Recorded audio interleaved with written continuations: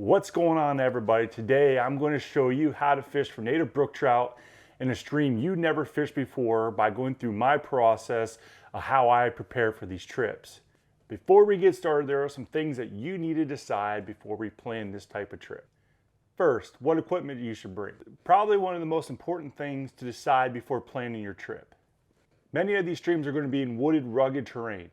When considering what rod to bring, I personally like to bring a standard 9-foot rod. That way I can reach over the holes without my shadow or my outline being seen by fish. The other option is to bring a shorter rod like a 5'6" to a 7'6". These types of rods make it easier for maneuvering around the forest. If you choose to bring these types of rods, you're going to have to readjust your approach, such as approaching from behind a tree or possibly crawling to a hole. When considering a rod, also consider a lighter weight rod, as most of these fish are going to be in the range of 3 to 4 inches, with a 6-inch being a trophy. A 2-weight rod will make the fight the most entertaining. If you choose to bring a conventional rod, a short ultralight rod would be my choice. Next, when considering equipment, also consider bringing a small, light gear bag. I choose to bring a chest pack so I can pull it tight to my body and avoid snagging on tree limbs. You want to bring a large enough pack that you can bring enough water or equipment for the length of the trip that you are planning. Lastly, when considering to bring equipment, bring additional lures or flies that you plan to use. These streams are technical with low-hanging branches and submerged objects, so the probability of you losing lures or a fly is going to be high. After considering tackle, consider the time of year you plan to target native brook trout. Spring and early summer offers the most ideal fishing conditions. It is not advised to target these trout when the water temperature rises above the upper 60s, which will lead to a higher accidental kill rate. Further, targeting actively spawning brook trout should be avoided. Brook trout spawn in September or October in most of their historic range. Brook trout have seen a decline or extirpation in most of their historic range. Pennsylvania has seen a reduction in nearly every waterway in the state. With those considerations, let's look at my process of how I prepare to fish for native brook trout. So when deciding what native trout stream I'm going to go fish, the first place I go to is my state agency's website. For me, that's Pennsylvania's Fish and Boat Commission. On their site, you can scroll down and click on trout streams. From there, it takes us to a GIS system map. On the left column, you're able to choose from a variety of trout streams in the state. For us, we have a classification system. So I will click on Class A, which I know is going to be wild brook trout or wild brown. I already pre-selected a stream that is near where I live. It is Sherman's Creek. It's a stream that I grew up next to. However, I never fished the upper tributary section of it, so I've never caught a native brook trout out of it.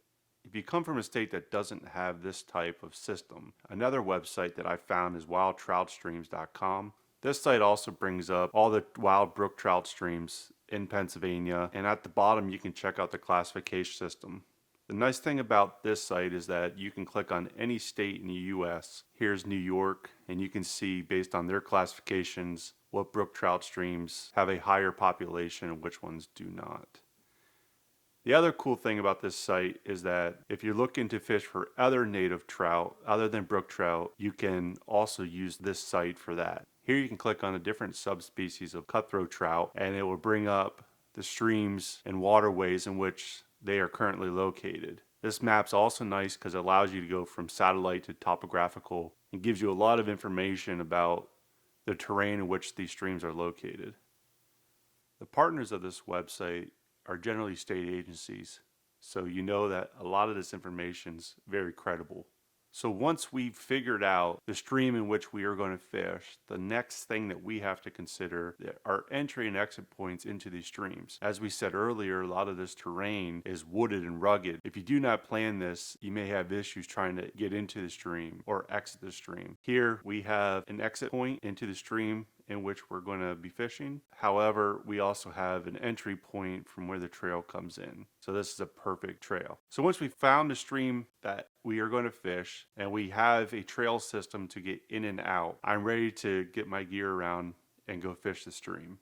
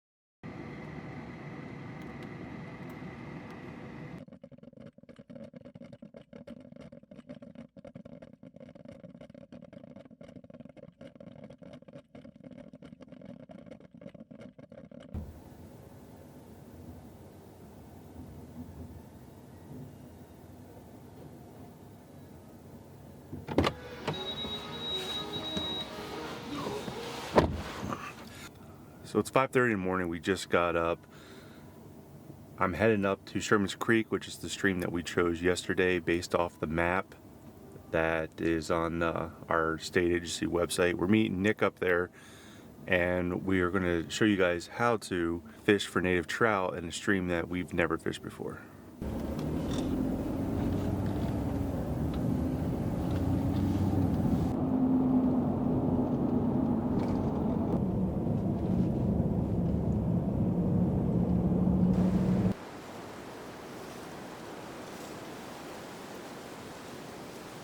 I just arrived up at the state forest where the Sherman's Creek is located. Been up here for about a half an hour and it's been raining since I've been here. Didn't really check the weather. I didn't expect for it to be raining, but it looks like in the next hour or so this storm's supposed to push through. So with that being said, it might be a little wet at the beginning, but the stream still looks fine. Went up and checked it out already. It's pretty clear and the levels aren't too high. So we're going to try to keep pushing on, and we're going to see if we can't pull out a few native trout.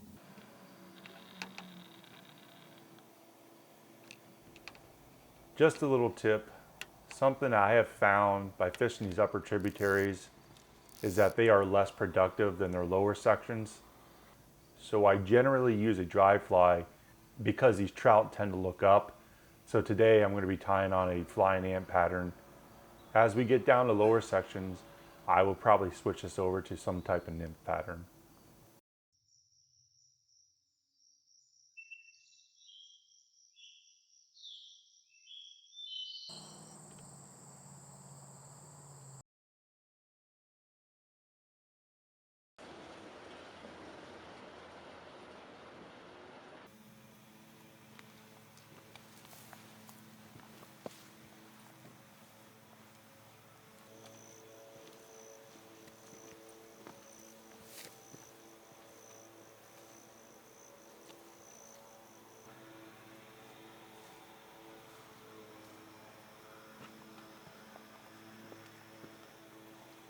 When you're fishing a headwater stream, what I always do is I just walk down the stream and just walk till I see a trout or a fish. And whenever I find one, I know from there on down there's going to be fish in there. And this is the very first hole where I've actually looked in and saw a fish swimming around. So I know from this hole down there should be trout in here.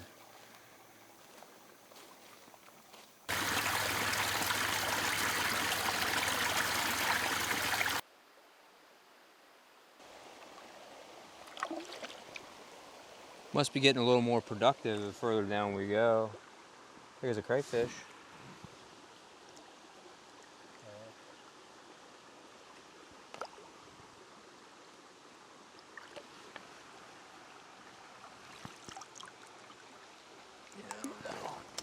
See the bottom, motherfucker? Walked about a quarter mile so far and finally came across the first hole below where I saw a decent 3-inch trout. And I'm going to try to fish here. And it's the first decent hole that I've seen so far, and see if I can't come across a native. Now, when you go fish these holes, you got to sneak up on them. If you look into them or if they see your shadow, they're going to be gone. Careful how you step. They can feel vibrations and they're going to be super skittish. They may be under a rock or they may go under a ball of roots from the side of the stream here. And this stream probably hasn't seen a whole lot of fishing, but it's certainly seen a lot of predators come in here to eat. So they're going to be very skittish, not because of fishermen, but because of their prey up here. So you got to be very careful. As soon as they see your shadow, they're gone. When approaching the hole, I like the sun to either be in front of me or to the side so that my shadow is not overcasting over the water. If I can't make that type of approach, then I approach behind cover, such as a tree or branches, so that the fish don't see my outline.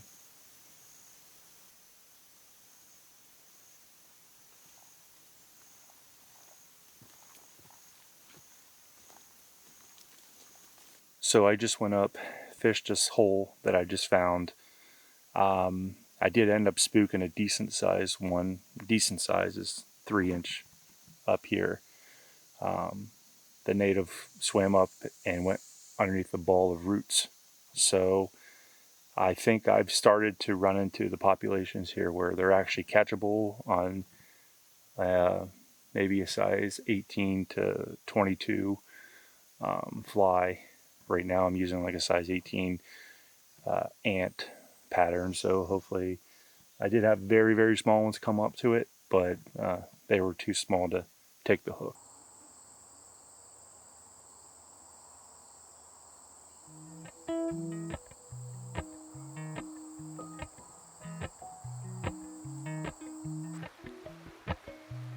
Appalachian sunrise meets my skin.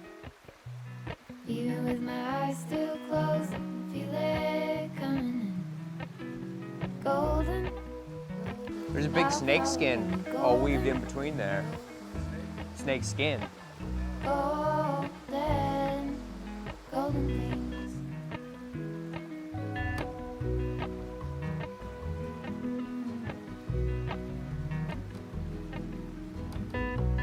Mountain laurel high fives for miles in spring. Rainbow trout and hummingbird. After finding the first hole, we walked for nearly a mile without a bite. We decided to switch up tactics and tied on a variety of nymph patterns.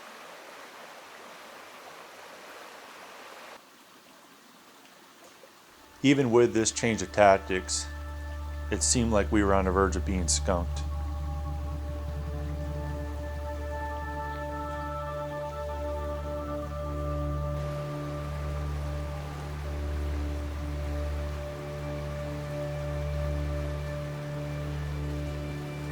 Yeah.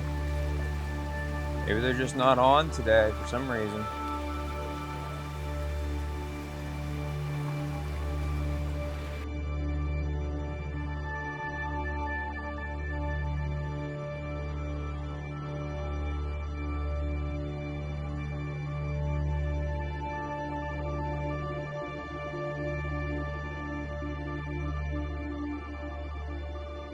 Sometimes when fishing, smallest changes affect how the fish will react.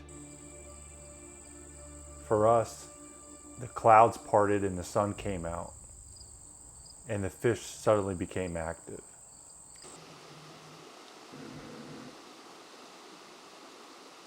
Nope. There she is.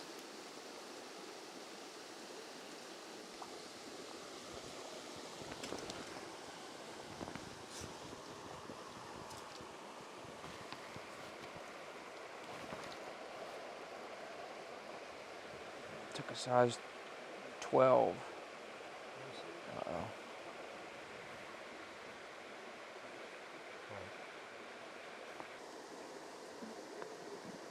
Inhaled that goddamn thing.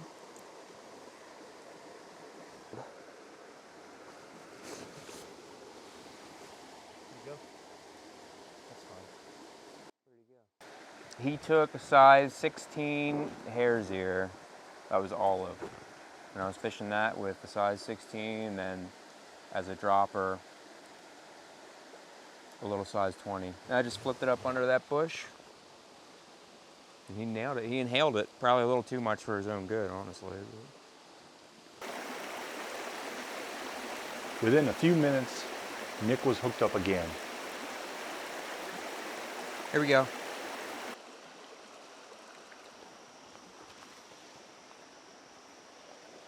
This one's a little bit bigger.